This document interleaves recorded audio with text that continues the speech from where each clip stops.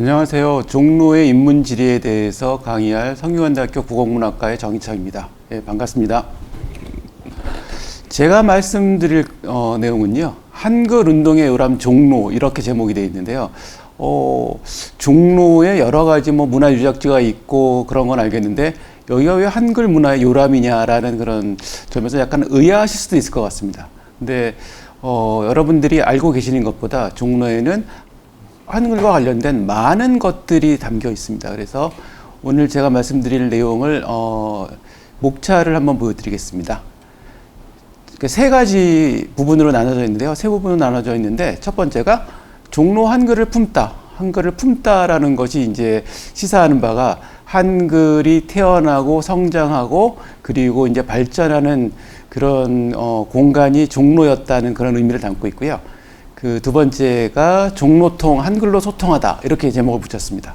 종로통이라는 거는 한 번쯤 들어보셨을 것 같은데 예전에는 어른들이 이런 말 참 많이 썼어요. 종로통에는 포목점이 굉장히 많았다 이런 말 저도 들었었는데 요즘에는 잘 안 쓰죠. 근데 예전 책을 찾아보거나 그러면 종로통이라는 말도 나오고요. 광화문통이라는 말도 나오고 아주 재밌습니다. 그래서 그 종로에서 1가부터 지금 5가까지 있는데 그 넓은 길 그걸 보면 뭔가 이렇게 가슴이 뻥 뚫리고 뭔가 이렇게 소통하는 느낌이 좀 들죠. 그처럼 사람과 사람이 소통하는 그 길의 역할처럼 한글이라는 것이 사람의 마음과 마음 그리고 생각과 생각 그리고 자신이 전하고 싶은 어떤 그런 이야기들을 연결해주고 서로 소통하게 해주는 것이 바로 이제 문자라고 하는 한글의 역할이다라는 그런 차원에서요. 종로통 한글로 소통하다 이런 제목을 붙여봤습니다. 그다음에 세 번째가 종로 한글로 걷다인데요. 종로라는 게 이제 로가 이제 길로자처럼 이제 우리가 이제 길이라는 것처럼 생각이 드는데 그래서 실제로 종로에는 한글과 관련된 그런 유적지들이 있고요. 기념할 만한 곳들이 있고 그 구석구석을 한글과 관련된 어떤 그런 역사적인 그런 자취들을 한번 경험하고 찾아보면서 걸을 수 있는 걷는 거리로 이렇게 조성이 되어 있습니다. 그래서 그 길을 함께 이제 걸어보는 그런 느낌으로 이제 제가 진행을 하려고 합니다. 실제로 종로의 그 한글과 관련된 그런 이제 그 길을 걷는 그런 프로그램이 있었습니다. 지금은 코로나 때문에 그런 걸 실제로 이제 시행을 하고 있는지 잘 모르겠는데 예전에는 이제 해설하시는 분을 따라서 한글과 관련된 이야기도 들으면서 그런 이제 길에 어떤 그런 그 기념으로 세워진 어떤 그런 이제 시설들도 확인하면서 저기 이제 서촌으로 올라가면 통인동에 세종대왕 나신 곳에 이제 표지석도 이렇게 만져보면서 그렇게 이제 걸을 수 있었던 그런 이제 거리가 되어 있거든요. 그래서 여러분들이 한번 이번 강의를 들으시고요. 나중에 한번 그 거리를 한번 꼭 걸어보시면 좋을 것 같아요. 그 거리는 제가 한번 걸어봤더니 그 거리가 이제 특별히 저는 이제 이런 거리가 있었나라고 했는데 걷다 보니까 제가 늘 걷던 산책길이고 등산로더라고요. 사실은 서울 시내에서 인왕산을 중심으로 해서 서촌 그리고 이 윤동주 문학관에 이르는 이 길이 한글과 관련된 수많은 어떤 그런 이야기들을 품고 있는 그런 곳이다라는 걸 이번에 다시 한번 제가 느낄 수 있었습니다. 그래서 오늘 이 세 가지 주제를 가지고서 여러분들에게 한글과 종로는 이렇게 밀접한 곳이었다라는 그런 정말 간결하지만 명확한 그런 이야기를 해보고자 합니다. 첫 번째 이야기예요. 종로 한글을 품다. 한글을 품었습니다. 어머니가 아이를 품듯이요. 종로라는 그 공간이 한글을 품은 어떤 그런 이제 시작점이 됐다는 그런 얘기죠. 얼마 전에 뉴스를 봤더니 깜짝 놀랄 뉴스가 나왔어요. 종로의 어느 공사장에서 한글 금속 활자하고 천문시계가 그냥 무더기로 쏟아져 나온 거죠. 그래서 모두가 아니 이런 것이 그동안 이제 우리가 훈민정음이 이제 창제가 되고서 그 금속 활자를 이용해서 그런 이제 문헌들을 인쇄했다는 걸 알고 있었거든요. 근데 실제로 그 금속 활자가 어떤 모습이었는지는 정확하게 우리가 구체적으로 잘 몰랐고 그것들이 참 보기가 힘들었는데 갑자기 무슨 이제 고고학자들에게는 갑자기 이 벼랑간에 어떤 선물처럼 이런 것들이 쏟아져 나온 거죠. 그래서 이제 여기 그림을 보시면 하고 한이처럼 이렇게 하나로 이제 잘 쓰이는 말들을 묶어서 이렇게 두 음절의 글자를 묶어서 만든 활자까지 나왔다. 그러니까 이 당시에 한글 활자를 이용한 어떤 인쇄가 아주 성행했었다. 그리고 이런 것들이 이 당시에 어떤 한글 문화라는 것이 어느 정도였는지를 보여주는 증거라고 우리가 이제 생각할 수 있는 것이죠. 그래서 이처럼 종로가 품고 있는 한글과 관련된 그런 많은 문화 유적과 그런 이제 내용들은 우리가 생각하기 어려울 정도일 것이다. 그래서 지금 그 종로구청이 지금 새로운 청사를 짓기 위해서 이제 공사 중이라고 하더라고요.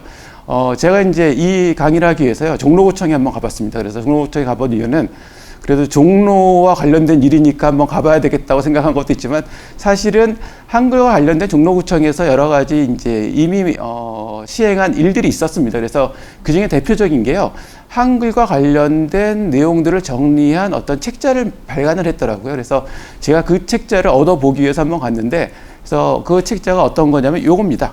한글 가온 종로라는 책인데요. 이 책에 보면은 이 한글과 관련된 그런 이제 내용들이 아주 구체적으로 들어있어요. 사진과 내용들이 들어있어서 제가 말씀드렸던, 조금 전에 소개해드렸던 뭐 한글과 함께 그런 걷는 길, 그게 이제 한글 가온 길이거든요. 여기서 이 책 제목도 이제 한글 가온 종로잖아요. 그래서 가온이라는 게 어떤 말이냐면요, 가온이 이제 독립적으로 쓰이지는 않지만 우리가 가운데라는 말을 쓰죠. 그때 가운데에 가운에 해당하는 옛말이에요. 그러니까 한글의 중심인 종로다. 이런 식의 이제 제목이라고 생각하시면 될 것 같고요. 한글 가온 길도 한글이 중심이 되는 길이다라고 이제 우리가 생각할 수 있겠죠. 그래서 이 책을 보러 갔는데 거기에 이제 아는 분에게 이제 한번 여쭤봤더니 그 종로구청을 새롭게 짓는데 시간이 굉장히 많이 걸리더라고요. 그래서 왜 이렇게 시간이 많이 걸리냐 그랬더니 그 유적지에 대한 조사와 발굴 이런 것들이 시간이 많이 걸린다. 그쪽에 이제 터를 파다 보면 그런 유적이 당연히 나올 거라고 생각하고 있다. 이런 말을 들었습니다. 그래서 이 종로라는 이 지역 자체가 그 자체가 우리가 뭐 경주가 뭐 그 자체가 하나의 문화재다라는 얘기를 하는데 종로도 거기에 못지 않은 곳이다라는 그런 이제 저희 생각을 이제 제가 할 수 있었고요. 그래서 한글이 탄생한 곳이 바로 종로다. 이런 이제 이야기를 먼저 할 수 있을 것 같습니다. 이게 이제 제가 디지털 한글 박물관에서 가져온 건데 이제 훈민정음이라고 써 있고요. 한문본과 이제 언해본입니다. 그래서 한문본에는 이제 여러분 너무 잘 아시죠? 국지어음, 이호, 중구, 여, 문자, 불상, 요통이잖아요. 그렇게 돼 있고 오른쪽에 이제 그 언해본을 보면 나란 말씀이 둥국에 달아 문자로 서로 삼았디 아니할세. 이게 이제 훈민정음의 창제 정신이죠. 이 문자가 달라서 말이 달라서 우리가 중국과 다르기 때문에 문자가 서로 통하지 않는다. 이 당시에는 문자라는 것은 소수 지식인의 전유물이었습니다. 그래서 대다수의 대중들은 그 문자 혜택을 누릴 수 없었고, 그리고 누리는 것을 사실 불가능했습니다. 한문이라는 건 배우기가 굉장히 어렵기 때문이죠. 그래서 그 문자에 대한 지식, 그런 지식 여부가 지배층과 그 대다수의 국민을 가르는 어떤 그런 역할까지 하는 그런 지경이었고, 당연히 백성들이 어떤 원하는 소통하고자 하는 바가 제대로 전달될 리가 없었겠죠. 일방적인 어떤 그런 소통만 이루어지던 시대였는데, 그것을 한꺼번에 서로 소통하는 사회로 바꾸는 역할을 했던 것이 바로 훈민정음의 탄생이다. 이렇게 이제 말씀을 드릴 수 있거든요. 이게 이제 훈민정음 언해본의 이제 그 나머지 부분들인데요. 여기 보시면요, 왼쪽에 보시면 이런 전차로 어린 백성이 이르고자 홀빼이셔도 이렇게 돼 있습니다. 그래서 백성들이 말하고자 하는 바가 있었습니다. 있었는데 그것을 전달받을 방법이 없었던 거죠. 지금처럼 뭐 SNS가 있었을 리도 없고요. 그리고 임금이 돌아다니면서 어떤 세간에 어떤 이야기들이 있는지 들으러 다니는 것도 한계가 있었을 것이고요. 임금은 첩척 궁궐의 안에 들어 있습니다. 안에 자리하고 있고 백성들은 그 밖에 있는 거죠. 그 안에 그 사이에 수많은 차단벽들이 존재했습니다. 그것을 한꺼번에 무너뜨리는 방법은, 소통하는 방법은 언어라는 거는 인간이 서로의 소통을 위해서 존재하는 매개체거든요. 언어를 통해서 우리는 두 가지 역할을 한다고 알려져 있습니다. 하나는 소통이죠. 그 소통은 제가 아까 말씀드렸듯이 생각과 생각 아니면은 어떤 철학 또는 세계에 대한 어떤 관점, 우주와 어떤 별들에 대한 이야기, 예전부터 전해오던 그런 이제 수많은 전설 같은 이런 것들이 언어로 소통이 되고 결국은 후세에 전달이 되죠. 이 후세에 전달이 되는 건 언어를 통해서 소통이 되었다는 전제를 갖고 있는데 그 소통의 결과물들이 결국은 언어 문화의 축적물로 나타납니다. 그러니까 두 가지 중요한 기능이 있는 겁니다. 소통과 문화의 축적이라는 아주 중요한 기능이 있는데 그 두 가지를 이제 한꺼번에 이루어내는 것이 바로 모두가 사용할 수 있는 문자의 창제였다고 생각할 수 있는 겁니다. 그래서 이런 얘기도 합니다. 세종대왕이 어떻게 문자를 창제하게 됐을까? 세종대왕의 탁월한 어떤 그런 이제 능력이 있었고요. 그리고 문화라는 거는 하루아침에 이루어지는 게 아니거든요. 문화라는 건 저는 이렇게 하나씩 켜켜이 쌓이는 것이라고 생각하는데 그 정도, 그 조선시대 이제 조선이 창제가 되고 세종대왕쯤 그 시대가 되면 그러한 문자 창제라는 그런 엄청난 그런 문화의 성과를 이룰 만한 그런 문화적인 어떤 그 준비가 이미 이제 이루어졌던 거죠. 그래서 그동안 쌓이고 쌓였던 어떤 그런 문화적인 역량이 그때 발현된 것이다. 어느 날 갑자기 싹이 트고 잎이 나고 꽃을 피우듯이 그런 문화적 역량으로 우리가 그 한글을 이제 결실, 그 결과물로 꼽히게 된 게 아니냐. 이렇게 이제 생각할 수 있을 것 같습니다. 그래서 그 어린 백성의 말하고자 하는 말을 듣기 위한 것이 바로 한글의 그런 역할이었다라고 생각할 수 있고요. 이 한글은 소통을 위한 것인데 그 소통은요, 정말 그 범위가 다양해요. 이렇게 백성이 임금에게 하고 싶은 말도 있었지만 어떤 사적인 감정, 개인적인 어떤 감성적인 내용도 전달할 수 있는 거고요. 자기가 일기를 쓸 수도 있는 거고요. 여러분들이 오늘날 우리가 문자를 가져와서 활용할 수 있는 것이 정말 이루 헤아릴 수 없을 정도로 많습니다. 그런 걸 생각해 보면 문자를 통해서 우리가 느끼는 그리고 사용할 수 있는 그리고 문자가 생김으로써 예전에 할 수 없었던 새로운 감성을 드러내고 그것을 표현하고 그것을 전달하는 그런 사례들이 그 이후에 이제 세종대왕께서는 그걸 보지는 직접 못했지만 그런 것들이 계속 이어지게 되죠. 물론 훈민정음의 창제가 이 훈민정음이 국가의 공식적인 문자로 바로 활용되지는 않았습니다. 그건 우리가 좀 아쉽게 생각을 하지만 그렇다 하더라도 그 문자의 창제로 말미암아 많은 사람들이 그 문자를 통해서 소위 말하는 수준 높은 문자 생활을 영위할 수 있었다는 건 우리가 부인할 수 없는 사실이죠. 보통 이런 걸 보면 굉장히 재밌어 하시죠. 이게 이제 정조대왕이 어린 시절에, 정말 어린 시절이에요. 그때 이렇게 한글 편지를 씁니다. 그래서 여기 보시면 글씨가 삐뚤빼뚤하죠. 그래서 이렇게 글씨를 못 썼냐 하지만 정말 어린애 글씨니까 지금으로 치면 아주 잘 쓴 거죠. 이렇게. 그래서 보면은 예전에는 종이가 귀해서 이렇게 종이를 알뜰하게 썼습니다. 그러니까 이제 임금도 이렇게 종이를 이제 왕가에서도 이렇게 종이를 아껴 썼다는 걸 알 수 있는데 여기 보면은 이제 이렇게 가로로 한자로 이제 받는 분을 이제 써놨고요. 그 다음에 이제 한글로 이제 내용을 썼는데 내용이 재밌어요. 상풍의 기후 편안 하오신 문화 아홉고저 바라오며 배한디 오래오니 섭섭 그립사와 하합다니 어제 봉시어 보았고 든든 반갑사와 하오며 하나번님 깨우셔도 평안하오시다 하오니 기쁘와 하합나이다. 그러니까 한 번에 이렇게 쫙 이렇게 연결돼 있어요. 문장이 이렇게 쫙 연결돼 있고 이거는 이제 이 당시에 어떤 그런 편지를 썼다는 그런 이제 문화적인 측면에서도 이제 가치가 있지만 사실은 국어적인 면에서도 굉장히 가치가 있습니다. 이렇게 구어적인 그런 어떤 사적인 편지 글이고 이거는 우리가 그 당시에 썼던 생생한 언어 현실, 언어의 그 실태를 보여주는 그런 자료라고 할 수 있거든요. 그래서 이 디지털 한글 박물관에 들어가시면요, 이런 것들이 있고 이게 설명도 나와 있어요. 그래서 여러분들이 이거 재밌어 보이는데 이게 무슨 내용이지 하고 궁금하실 것 같은데 거기 한번 들어가서 한번 나중에 한번 보세요. 그러면 설명도 나와 있어서 이것들이 어떤 건지 이런 식으로 돼 있습니다. 이런 식으로 돼 있어서 이렇게 제가 이제 그 화면을 이제 가져온 건데요. 보면은 상풍 그러면 서리바람이죠. 여기 이제 그 한글 표기를 이렇게 해놨습니다. 그러다 여기서 보면은 상풍의 기후 편안하신 문안 아홉고저 바라오며 그래서 요즘에 뭐 편안하신지 문안을 알고저 바라며 배한디 오래오니 뵌지가 오래되어서 섭섭 그립사 하합다니 섭섭하고 그리워하였는데 어제 봉셔 보았고 어제 편지를 보고 든든 반갑사하며 든든하고 반가워했으며 할아버님께서도 평안하시다 하오니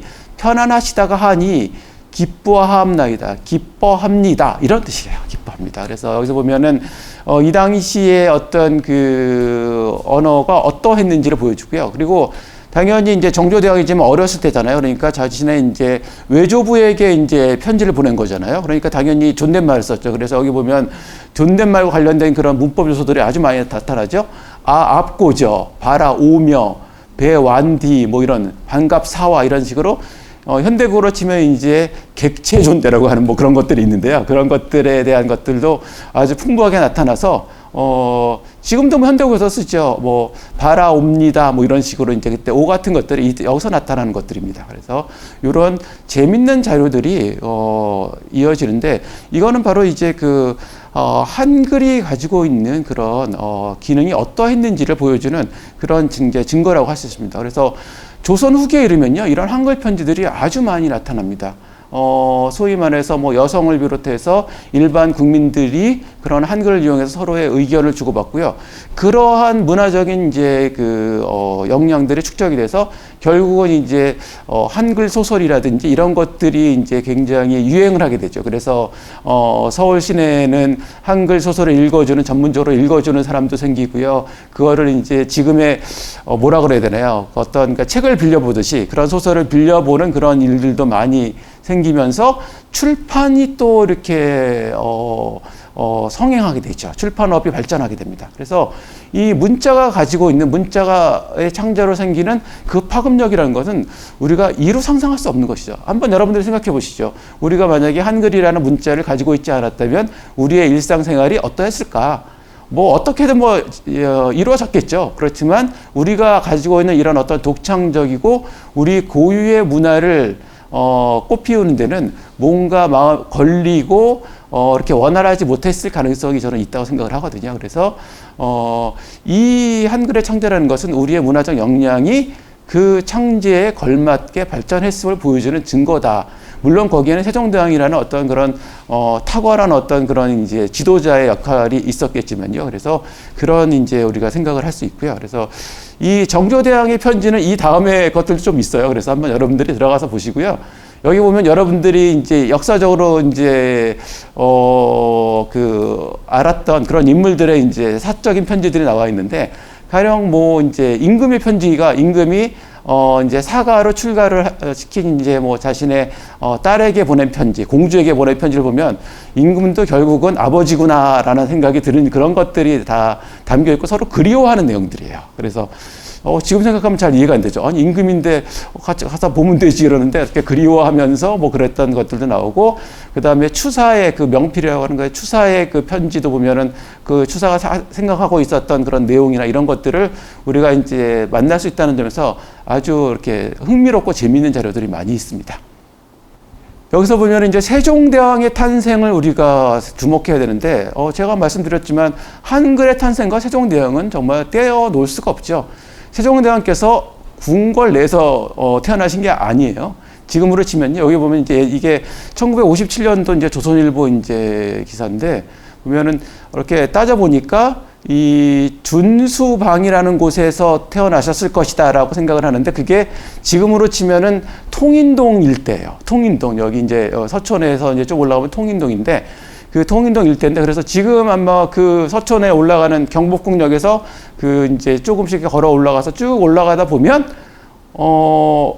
세종대왕 나신 곳이라는 표지석이 있습니다. 거기쯤에 그러니까 기념한 거죠. 그래서 이 당시에 이 신문 기사를 보면 이런 것을 기념을 할 필요가 있겠다는 어떤 취지의 신문 기사거든요. 그러니까 그 이후에는 지금은 이제 그런 것들이 이제 취지가 이제 반영이 받아들여져서 표지석이 이제 나와 있습니다. 그리고 오른쪽에 1946년은 이제 우리가 광복을 맞은 그 바로 직후죠.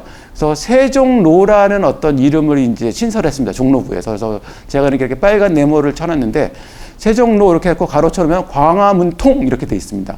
그 지금 우리가 세종로라고 부르는 세종로 1번지라고 부르는 그곳의 지명이 이 당시에 생겼다. 그러니까 우리가 일제 강점기를 벗어나면서 제일 처음에 했던 일이라고 할 수 있는 그런 것이죠. 바로 이제 세종의 이름을 다시 되살리는 겁니다. 그건 바로 이제 한글의 어떤 위상을 다시 찾는 것인데, 그래서 광복 직후에 이제 일제 강점기 때 오염되었던, 그리고 금지되었던 우리말과 의리글에 대한 어떤 회복을 위해서 많은 노력을 했습니다. 그래서 그 당시에 그러한 노력을 우리가 뭐라고 불렀냐면요, 우리말 도로찾기라고 했습니다. 도로찾기라는 건 예전의 상태로 다시 회복한다는 의미를 가지고 있는 거죠. 일제에 의해서 금지되고 탄압되었던 우리말과 우리글의 위상을 다시 회복하겠다, 되돌리겠다라는 그런 의미를 갖고 있습니다. 그래서 이 당시에도 보면 한글에 대한 어떤 그런 위상을 우리가 다시 찾아야 되겠다, 이러한 생각들을 가지고 있었다는 걸 알 수 있고요. 그래서 이때부터 이제 본격적으로 출발하게 되는 거죠. 그래서 이 당시에 우리가 우리말 도로찾기라고 하면, 현재는 그걸 뭐라 그러냐면 우리말 다듬기 또는 국어 순화라 그러죠. 그러한 일들이 정책적으로 이루어졌어요. 그래서 제가 어렸을 때만 하더라도요, 제가 어렸을 때라고 그러면 제가 이제 나이가 굉장히 많이 들어 보이지만, 어쨌든 예전에 뭐 이런 일본어도 많이 썼거든요. 저희 부모님 세대에 보면은 뭐 벤또에 담아내기에 이런 거 썼는데, 요즘에 뭐 그런 말 안 쓰죠. 뭐 담아내기라고 그러면 무슨 소린가, 저 사람 뭐 이상하네, 이런 생각이 들고, 그런 일본어 투가 우리 곁에서 이제 하나씩 없어지게 된 게 이런 정책적인 어떤 것들이 있었기 때문이다, 이렇게 말씀드릴 수 있고요. 그래서 이런 것들이 어떤 민족의 자주성이나 어떤 독립성을 이제 세계에 널리 이제 밖에 알리는 그런 작업이기도 했고요. 그래서 그 중심 인물에는 세종대왕이라는 어떤 그런 인물이 있었고, 그리고 세종대왕이 창제했던 한글이 거기에서 아주 중요한 역할을 하고 있었다. 그리고 그건 지금도 마찬가지예요. 갑자기 그래서 한글이라는 것이 뭐 도대체 그 문자가 굉장히 흥미롭다. 외국의 이제 세계의 문자를 다룬 그런 이제 저서나 그런 이제 책들을 보면요, 이렇게 돼 있어요. 임금이 창제한 알파벳, 이게 뭐 한글에 대한 평가였는데, 그게 이제 지금까지의 평가였죠. 근데 최근에 이제 뭐 한류가 이제 이렇게 이제 전 세계적으로 이제 유행하면서 지금은 한글의 위상이 또 갑자기 달라졌습니다. 내가 좋아하는 그런 이제 가수나 뭐 그런 이제 영화나 드라마에서 나오는 그런 언어, 문자인 거죠. 그래서 그거를 이제 배우고 싶은 언어 또는 이제 문자로 이제 변하기 시작했습니다. 그래서 이전과는 이제 우리가 익히 경험하지 못했던 세상이 된 거죠. 그래서 우리나라가 더 이상 변방의 어떤 못 사는 나라도 아니고, 세계의 어떤 중심과 이렇게 어깨를 나란히 할 수 있는 그런 국가처럼 느껴지고, 그리고 실제로 이제 그런 대접을 받는 그런 시대가 갑자기 돼버려서, 사실은 옛날에 우리가 이랬었나라는 생각이 들잖아요. 그래서 어리둥절할 때도 있는데, 요즘에 젊은 세대는 좀 다른 것 같아요. 그래서 우리가 언제 뭐 그런 나라였냐, 우리는 원래 이렇게 당당한 나라였다라는 생각도 할 수 있는데, 그런 것들이 바로 다 이런 어떤 축적된 문화유산이 이 시기에 다시 또 이루어진 게 아니냐라는 그런 생각도 한번 해본 적이 있었습니다. 이게 이제 한글을 품다의 얘기고요. 두 번째 얘기가 종로통 한글로 소통하다, 이런 제목으로 이제 말씀을 드릴 텐데요. 여기 이렇게 신문에 종로통이라는 말을 많이 썼어요. 종로통의 불야성. 지금하고 똑같죠. 옛날에도 이제 불야성을 이루고 이렇게 놀았다는 거죠. 그래서 즐겁게 이제 지냈다는 건데, 사람들이 언제나 누군가와 소통하고 이야기하고 싶고 자신의 생각을 공감하고 싶은 마음은 언제나 한결같았던 것 같아요. 그래서 지금 이 코로나 시대에 다 이렇게 단절되어 있고 거리를 둬야 되니까 그게 굉장히 고통스럽죠. 그래서 그나마 다행인 게 직접 만나지 않더라도 지금은 이제 뭐 SNS나 뭐 다른 수단을 통해서 이제 서로 연결할 수 있고 서로 얼굴을 볼 수 있고 이렇다는 점에서, 제가 지금 뭐 말씀드리는 것도 직접 말씀을 드렸을 텐데 옛날 같았으면 이렇게 멀리서라도 말씀을 드릴 수 있는 게 정말 다행스럽죠. 그래서 학교에서 수업을 할 때도 온라인 수업을 하는데, 온라인 수업을 할 때 늘 아쉽습니다.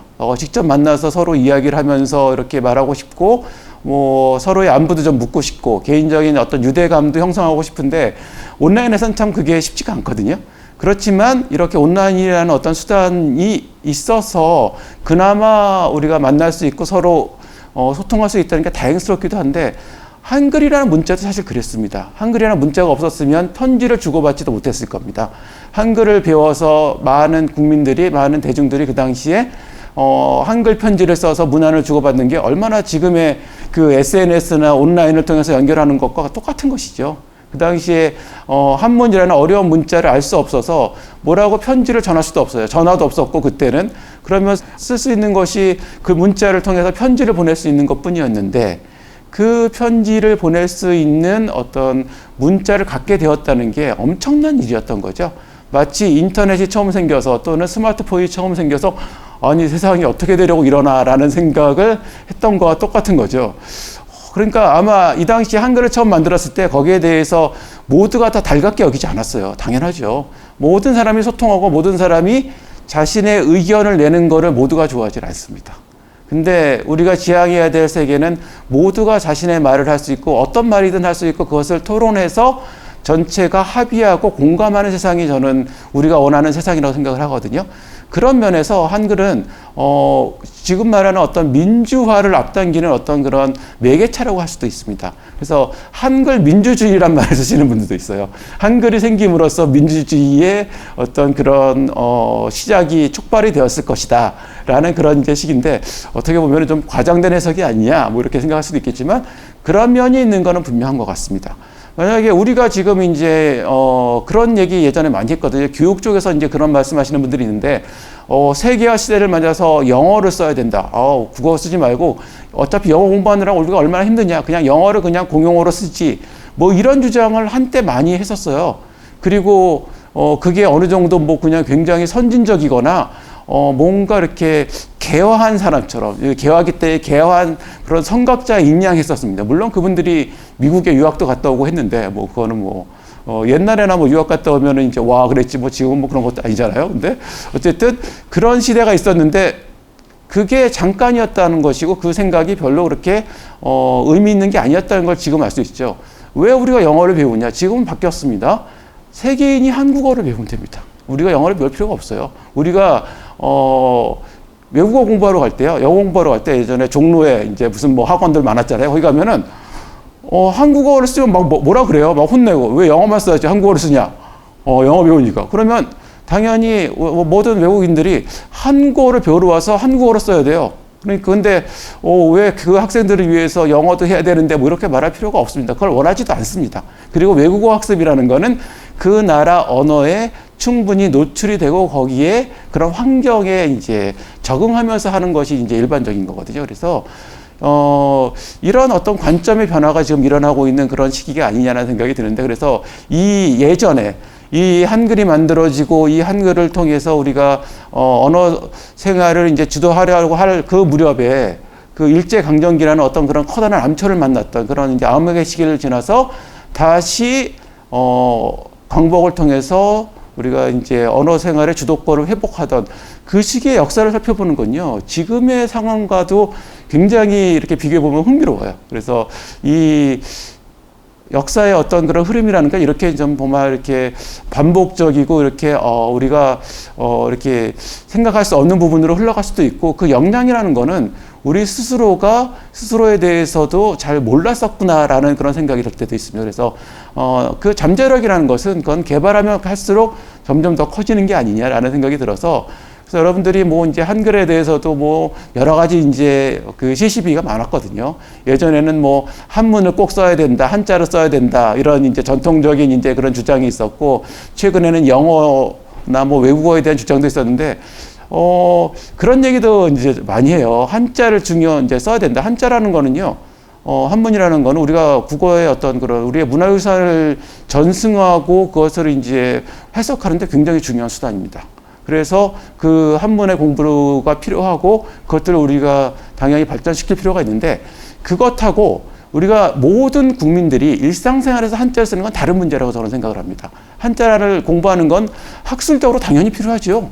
근데 그거는 국민들이 그렇다고 해서 한자를 쓸 수 있느냐? 그건 아니죠. 왜 그러냐면 우리의 언어 생활에서 가장 중요한 기준이 되는 건 국어 사전이거든요. 그래서 국어를 사용할 때는 국어 사전을 통해서 어떤 어려움을 해소하고 단어의 의미를 확인합니다.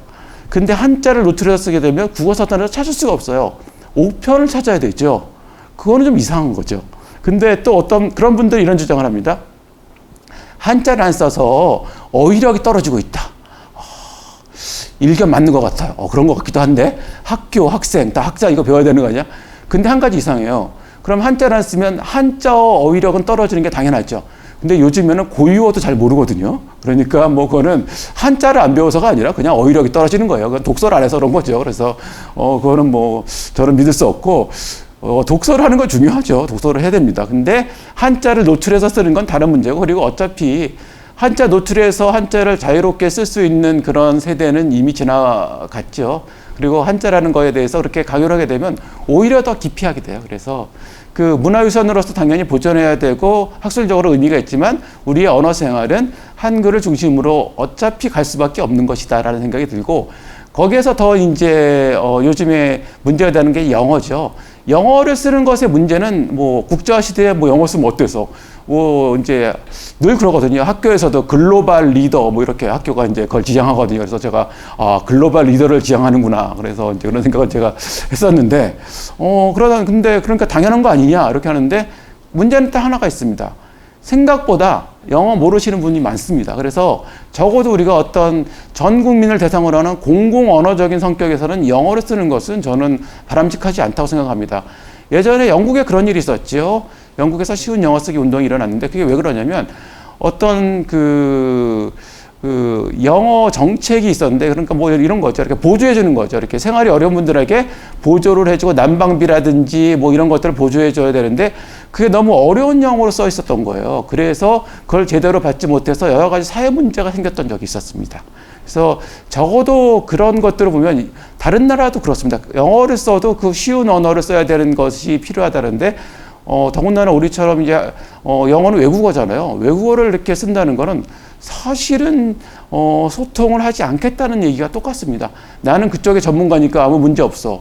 나는 편안해. 그리고 영어 써보면 뭔가 저렇게 근사해 보이지 않느냐라는 생각은 이미 낡은 생각이죠. 옛날에 이렇게 보면은 저 어렸을 때만 하더라도 이렇게 티셔츠에 영어로 이렇게 딱 써 있거든요. 근데 써는 글자가 사실 알고 보면 아무 의미도 없고 뭐 이상한 말이었어요.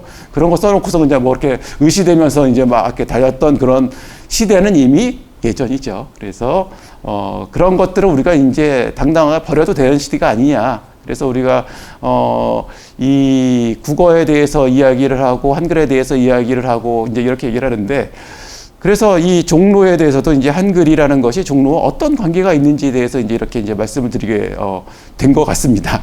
그래서 여기 이제 보시면은 종로통이란 말을 이렇게 썼었다. 그래서 예전의 삶도 지금의 삶과 그렇게 다르지 않았었다라는 이제 그런 얘기고요. 한글에 대한 어떤 그런 이제 의식이 이제 발현이 돼서요. 한글날이죠. 각야 날입니다. 물론 이 이후에 이제 이러한 것들이 굉장히 탄압을 받습니다. 그래서 조선어학회 사건이 일어나고요. 그런 역경 속에서도 이제 이러한 분들의 노력이 있었기 때문에 우리가 지금의 이 풍요로운 문자 생활을 할 수 있었다. 이런 것들은 우리가 이제 기억해 둘 필요가 있겠다는 생각이 들고요. 한글의 역할에 대해서 제가 이제 소통성에 대해서 말씀을 드렸었는데, 예전에 그야말로 그 여성이라든지 아니면은 이제, 민중과 같은 어떤 대중들이 한글을 통해서 자신의 생각을, 소통할 수 있었다는 그런 이제 자료들이 이제, 이렇게 확인을 할 수 있었는데, 1928년도 이제 신문인데요. 여기 보시면은, 저기 좀 이제 잘려 있지만, 주부인데 어려서 가정에서 언문만 배우고 학교는 다니지 못하였습니다. 이렇게 썼어요. 그러니까 학교를 못 다녔어요. 여성들은요, 이 당시에. 그리고 그래도 가정에서 언문을 배웠어요. 언문을 배워서 자기가 말하고자 하는 바를 이렇게, 이게 이제 신문에 이제 이렇게 물어보는 거죠. 신문에다 이렇게 자기가 궁금한 걸 물어보면 대답을 해주는 거죠. 그래서 그 학교를 다녀서 공부를 더 하고 싶다는 그런 이제 문의를 했더니 답을 해줬습니다. 그래서 어떠한 이제 길이 있으니까 이렇게 하는 게 좋겠다는 식으로 이제 대답을 해주는데, 이 당시에 여성들이 이제 새로운 어떤 배움에 대한 열망 또는 그 열망이 가정에서 그래도 언문이라도 한글을 배웠기 때문에 그 열망이 좀 더 상승할 수 있는 그런 어떤 열정으로 이어질 수 있지 않았느냐, 이런 이제 생각을 저는 이제 할 수 있을 것 같고요. 이게 이제 제가 재밌게 읽었던 그런 건데, 민중자서전이라는 이제 책이 예전에 나온 게 있는데요. 서울토박이 부인 한상숙의 한평생. 이게 민중자서전이 시리즈로 쭉 나오는데, 그 중에 서울토박이에 대한 게 이제 두 분이 나옵니다. 근데 이제 이분이 이제 얘기하는데, 저는 사실은 언어적인 관심 때문에 봤습니다. 여기서 보면은 이게 서울 이제 방언, 서울 사투리를 담고 있는데 아주 재밌어요. 그래서 여기 보면은 서울 사투리가 그래서 글씨는 오빠들 허는 거 보고 그래서 허다를 썼어요. 하다 대신에. 그런 특징들이 있었고, 그래서 여기서 보면은, 대신에 의 같은 것들이 구현되는 일이 많고, 우가 나오는 것도 많고요. 그래서 뭐, 예를 들어서 요즘 여성들이, 나이든 여성들이 그런 말 쓰죠. 어디 가우 할 때, 우 같은 것들이 이제 서울 방언에 이제 특징적인 것들이 남아있다라는 이제 그런 얘기들을 하거든요. 근데 여기서 보면은, 한글을 그냥 자기가 깨우쳤다는 얘기가 나와요. 그래서 글도 좀 일찌감치 깨달았나 봐. 업문을 그게 이제 6살 7살 그랬지. 그래서 오빠 어머니 아버지 그러는 조선어 책을 따라서 숭례를 냈지. 이런 식으로 이제 나옵니다. 그래서 한글이 이처럼 보편적인 문자였다는 거를 우리가 알 수 있고, 그럼으로써 여성이라든지 아니면은 이제 학교 교육을 받기 힘들었던 그런 계층에서 한글을 통해서 자신의 그런 어떤 학문적인 열정을 우리가 이제 이어올 수 있었고, 그러한 열정이 결국은 이제 우리나라가 이제 정말 교육에 굉장한 열정을 갖고 있는 나라잖아요. 지금도 마찬가지죠. 그래서 이제 이제 30대 이후가 되면요, 이렇게 보면 제 주위에서도 보면 어떻게 하면 자식을 어떻게 공부를 잘 시키지, 뭐 이런 이제 관심만 있는 것처럼 보이는 그런 이제 그럴 정도로 교육의 열정이 많은데, 이러한 교육의 열정을 뒷받침했던 것이, 그리고 그런 것들을 촉발하고 이렇게 할 수 있었던 게 바로 이제 한글이 가지고 있는 문자 힘이 아니냐라는 생각이 들고요. 여기서 보면은 이제 이런 안내들이 아주 많이 나옵니다. 그래서 가정 부녀의 배울 곳, 여자 노동야학, 그래가지고 업문반을 만들었어요. 업문반을 만들어서 여기 보면 종로에 있었습니다. 종로 내거리에서 이문한 골목을 들어서서 중앙예배당을 지나서 이 업문반은 3개월 졸업으로 업문을 통속으로 다 읽어 능히 통달케 하며, 뭐 이런 식으로 이제 그런 안내들이 많아서 한글 교육을 아주 장려했었다. 그러니까 이전 같으면 엄두도 안 났죠. 한문은 배우라고 해도 시간이 많이 걸리고 너무 어려웠어요. 그래서 그것을 이제 하기는 어려웠는데, 한글이라는 것의 문자는 정말 이처럼 모두에게 쉽게 배울 수 있는 보편성을 갖고 있는 문자였다는 걸 우리가 여기서 다시 한번 확인할 수 있습니다. 이 이제 노동자들도 이제 업문을 배웠다는 얘기가 나오는데, 여기서 보면 이제 노동자들의 이제 비참한 삶에 대한 어떤 기사예요. 근데 여기서 보시면 제가 이제 풀이를 써놨는데요. 그들의 생활이 참혹한 만큼 지식 정도도 말이 못되어 한문을 아는 사람이 약 1할 정도고 업문을 아는 사람이 약 2할이다. 그래서 업문을 아는 사람은 이제 2배 정도라는 거죠. 근데 여기서 한문을 안다는 게 뭐 한문으로 이렇게 소통, 그러니까 예전처럼 뭐 한문으로 글을 써서 소통한다는 뜻이 아니고요. 섞여 있는 뭐 저기 10년 전 한자로 써 있잖아요. 그거 안다는 그런 얘기일 겁니다. 그러니까 뭐 이처럼 한글을 배우는 것이 노동자나 이렇게 교육의 혜택을 받지 못하는 사람들에게도 어떤 최후의 어떤 그런 이제 수단이었다, 그런 매개체였다는 걸 우리가 여기서 확인을 할 수가 있습니다. 그래서 이처럼 뭐 여성이라든지 사회적으로 소수자였던 여성이라든지 뭐 노동자라든지 이런 쪽까지 한글을 통해서 자신의 의사를 표현하고 서로가 소통할 수 있는 계기가 이미 마련되었는데, 이것이 이제 세종대왕의 이제 훈민정음 창제 이후로 한참 동안을, 그 조선시대에는 이제 그게 수면 위로 드러나지 않았었죠. 물밑에 가라앉아 있었습니다. 여전히 지배계층에서는 한문을 통해서 소통을 했고, 그 한문이 공식적인 문자로 이제 기능을 했었던 거죠. 그러다가 이게 시대가 지나면서 개화기 이후에는 이러한 어떤 그런 움직임이 점점 표면화돼서, 이 표면화의 그 원동력은 정말 이 대중성, 일반성, 보편성, 이런 것들이 한글이라는 문자가 가지고 있는 힘이었을 것이다 라고 이제 말씀을 드릴 수 있습니다. 그래서 여기 보면 재밌어요. 이게 이제 제가 이제 재밌게 생각하는 건데, 설렁탕인데요. 여러분들이 아마 설렁탕이라는 게 도대체 무슨 의미냐라는 생각이 들 텐데, 설렁탕 하면 어떤 거 생각나세요? 너무나 일반적인 서민 음식인가요? 요즘에 서민 음식도 아닌 것 같긴 한데, 근데 예전엔 서민 음식이었습니다. 그래서 서울의 명물이었어요, 설렁탕이. 그래서 뭐 문학작품을 보면은 제가 이제 다음 슬라이드에 소개를 해드릴 텐데, 현진건의 이제 그 운수 좋은 날이라는 데 보면 정말 인력거꾼인 이제 주인공이 아파서 누워있는 부인에게 설렁탕을 한 그릇 사주고 싶은 그런 이제 마음이 있고, 그래서 운수가 좋아서 그날은 설렁탕을 사줄 수 있게 되었는데, 그만 그 부인은 설렁탕을 먹지 못하고 세상을 떠나는 그런 얘기죠. 이 설렁탕이라는 것이 이 계시대에 그 당시에 그 뼈죠. 그러니까 소뼈를 이제 가져다가 끓여서 상대적으로 저렴한 가격으로 고깃국을 이제 공급할 수 있는 그런 곳이어서 이 종로통에 설렁탕 집들이 많았어요. 여기 보면 이제 제가 슬라이드에 이제 이렇게 붙여놓은 게 이문 설렁탕이라고, 여기 보면 이문의 설렁탕, 전일과 여희 이문 식당 이렇게 써 있는데 광고를 할 정도로 유명했고요. 그래서 지금도 유명합니다. 이문 설렁탕이요. 그래서 여기에 가면요.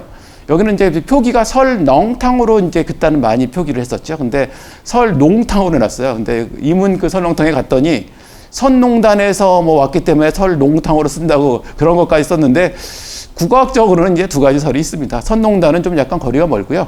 뭐 저기 몽골어에서 차용되었다는 그런 설이 좀 더 유력한데 어쨌든 뭐 어원이 어쨌든 간에 뭐 맛있게 먹으면 되겠죠. 네, 맛있게 먹으면 됩니다. 그래서 이때 설렁탕을 한 그릇 먹는 것이 지금 우리가 뭐 외식하러 갔는데 불고기 한번 먹어야지 뭐 이런 거하고 거의 뭐 비슷한 상황이고, 이 설렁탕을 이제 배달을 했던 지금의 배달의 민족하고 이때부터 나온 거죠. 그때 또 배달했습니다. 그래서 설렁탕 배달을 하는 그런 이제 알바생들이, 그때는 알바생이었을까요? 뭐였을까요? 간에 뭐 있었겠죠. 그래서 설렁탕 얘기를 보는데, 그래서 이렇게 이제 한글로 설렁탕이라는 것을 보면서 그 당시에 한글 문화가 음식명이라든지 이런 것에 자리를 잡게 되었구나라는 거를, 이제 탕은 그래도 한자를 썼잖아요. 아직까지도.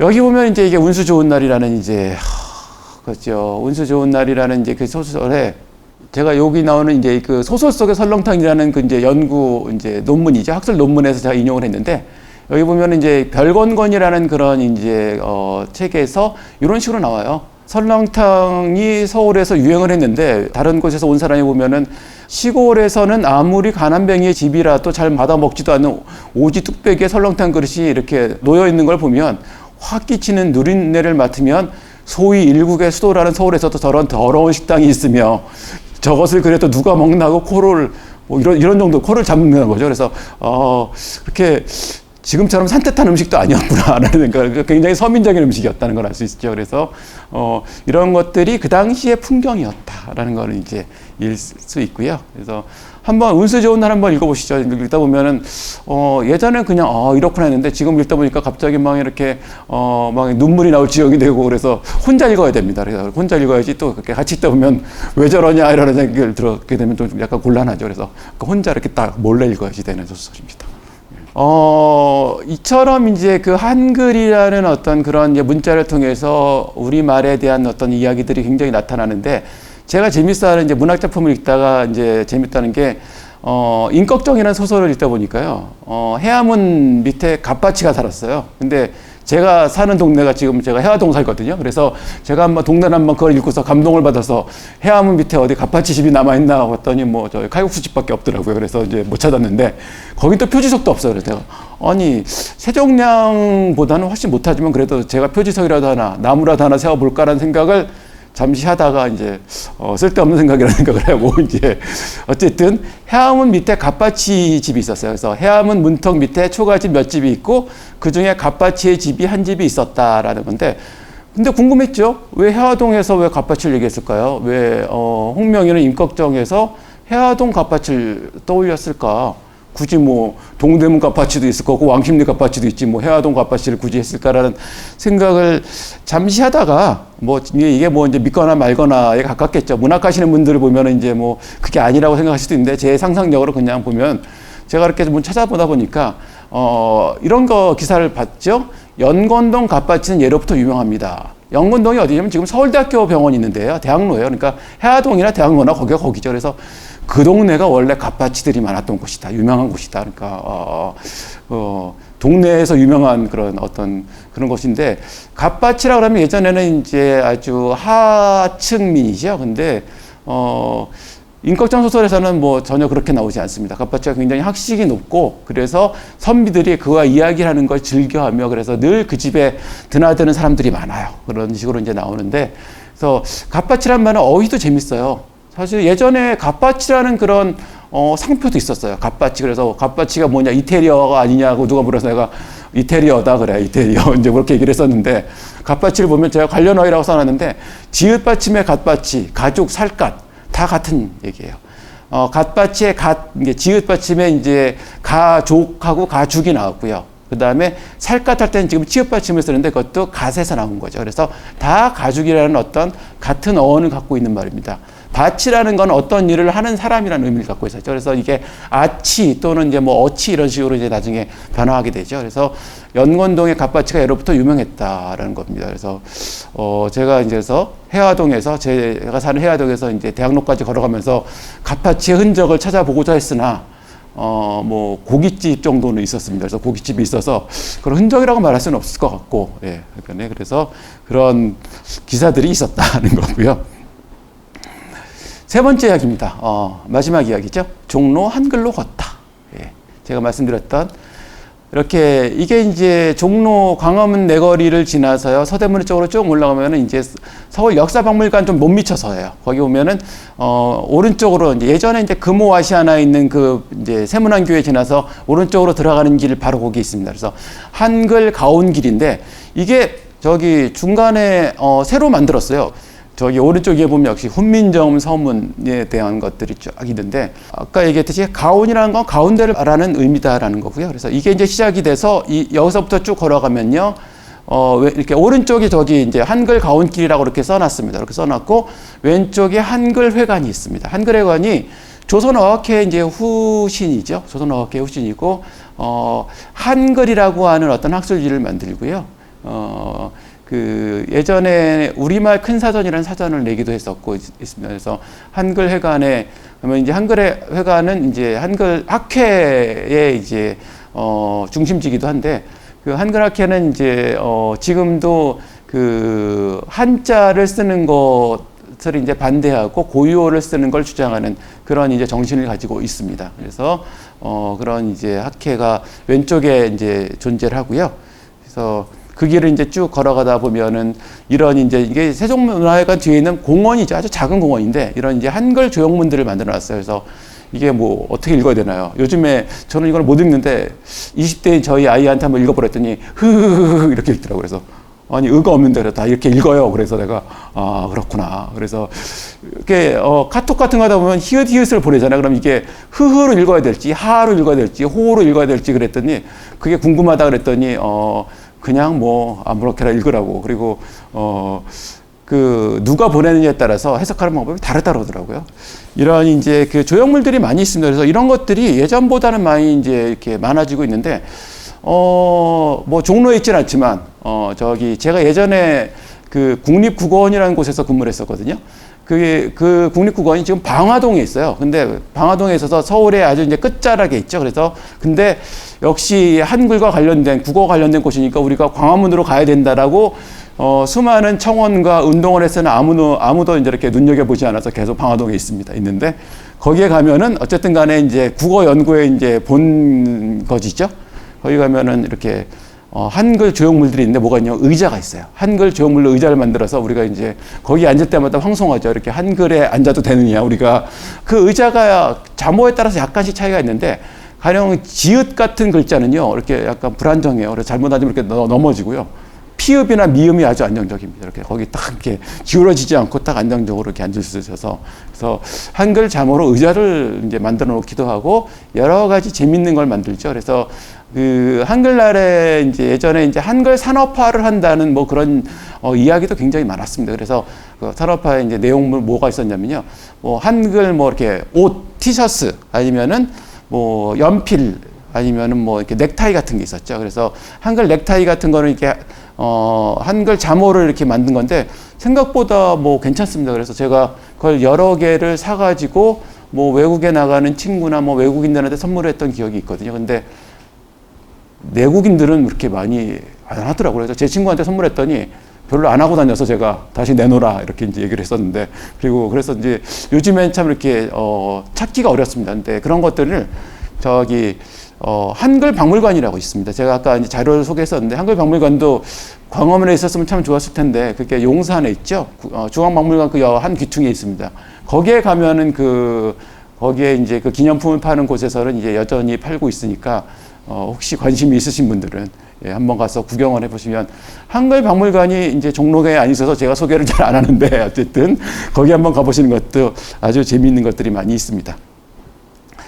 그래서 이러한 이제 그 길을 건너라면 이러한 조형물들이 있죠. 이러한 조형물들이 있어서 천천히 걸어가면서요. 이런 것들을 이제 보는 거예요. 보면서 이렇게 한글과 관련된 길거리도 있구나, 거리가 다 있구나라는 생각을 하면서 이제 저는 이제 전공자니까 굉장히 이제 이렇게 뭔가 감동스러운 느낌을 받았는데 그 정도는 뭐 느끼지 못하시더라도 상관없습니다.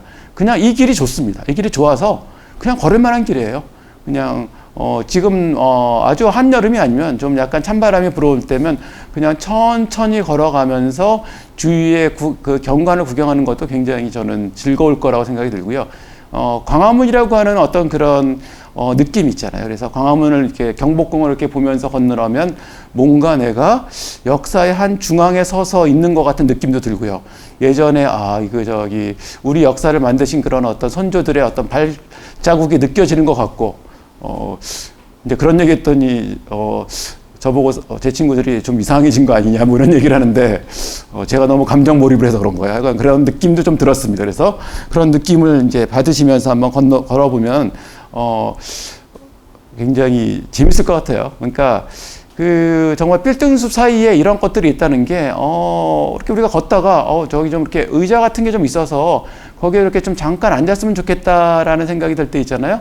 그런 것처럼 그런 느낌을 좀 줍니다. 그리고 여기 지금 이제 왼쪽에 있는 요 탑 같은 것에 옆에 보면은 커피 파는 그런 이제 곳도 있어서 커피도 사서 뭐 드시면 되고요. 이렇게 걸어서 쭉 걸어가다 보면 이제 이게 마지막 부분인데요. 이게 이제 경복궁역 쪽에 가면 이제 마지막에 아까 그게 처음이었으면 이게 끝 부분입니다. 한글가온길에 이렇게 동판이라고 하나요? 여기 이렇게 인사를 해놓고요.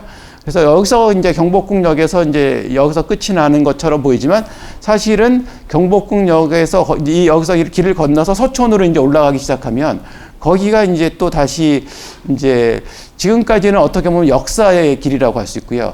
그 다음부터는 지금 현재의 길이라는 느낌이 듭니다. 그래서 어떻게 됐냐면 이런 식으로 됐어요. 세종마을이라고 붙였어요.